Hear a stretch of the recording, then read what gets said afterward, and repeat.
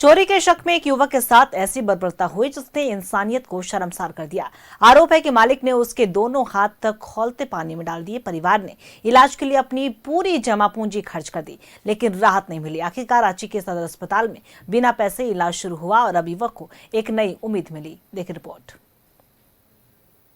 ये तस्वीरें सिर्फ जले हुए हाथों की नहीं, बल्कि उस दर्द की गवाही है जो एक बेगुनाह युवक ने सिर्फ शक की वजह से सहा है।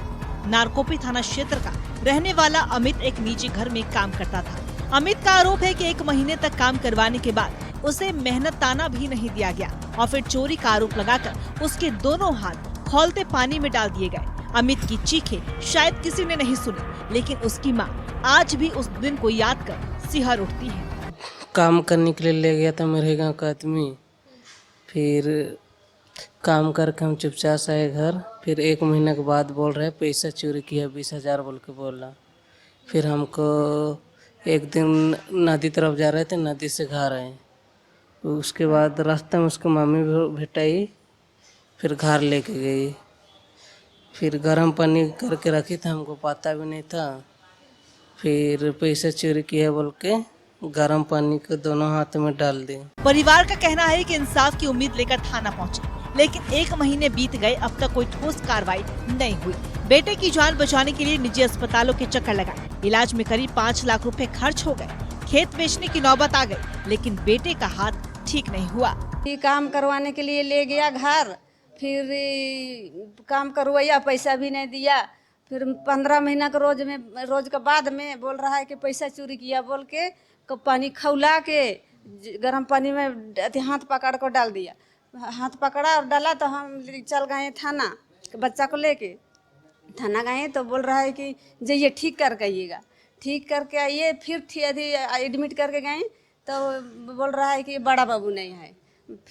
फिर गए, बड़ा बाबू नहीं है बोला उस दिन। तो फिर गए तो उस दिन लिया, कंप्लेन किया, लेकिन पुलिस अब भाग गया है घर से।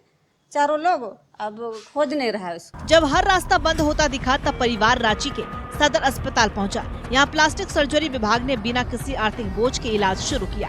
डॉक्टरों की लगातार मेहनत और बेहतर इलाज का नतीजा है कि अमित अब धीरे धीरे स्वस्थ हो रहा। वहीं डॉक्टर ने कहा है कि मुझे पूरी उम्मीद है कि अब यह बच्चा अपने हाथों से खाना खा पाएगा।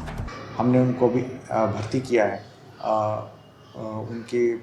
मतलब उनका जो इन्फेक्शन था अभी वो पहले से उसका दर्द काफ़ी कम हुआ है।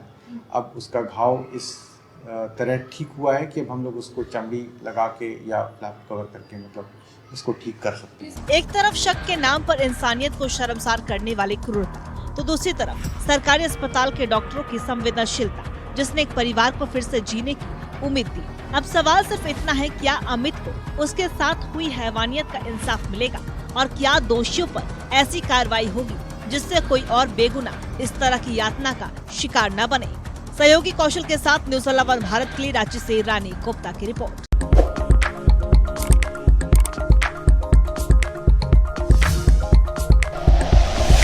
Like and share videos, subscribe करें हमारा चैनल और प्रेस करें बेल आइकॉन। न्यूज़ 11 भारत, सच है तो दिखेगा।